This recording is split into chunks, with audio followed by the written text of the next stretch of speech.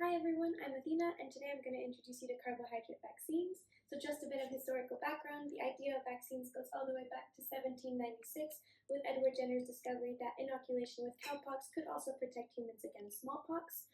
But it was only in 1923 that carbohydrates were first considered as vaccine targets, with Heidelberger and Avery's discovery that they could also elicit an immune response. So what's really important to keep in mind is that many pathogens and malignant cells, like cancer cells, have a unique oligosaccharide structure on their cell surfaces, making these sugars promising vaccine targets. And the goal of carbohydrate vaccines is to teach our immune system to recognize these carbohydrates and to mount an effective immune response against them. So one of the challenges that these vaccines have is poor immunogenicity, and that's because oligosaccharides trigger T-cell independent immune responses that are typically limited to IgM or short-lived IgM antibodies. And what's been done to fight against this is conjugating these antigens to immunogenic protein carriers like T-whole limpet hemocyanin or KLH. So let's take a look at how this works.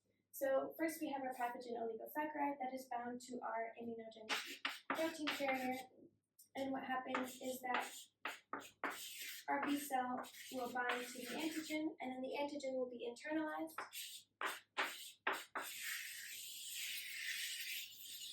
Like so. And then once it's internalized, KLH will be degraded into peptides. And these peptides will be presented on MHC class 2 molecules, like these. And then this peptide MHC2 complex will then be presented on the B cell, like this.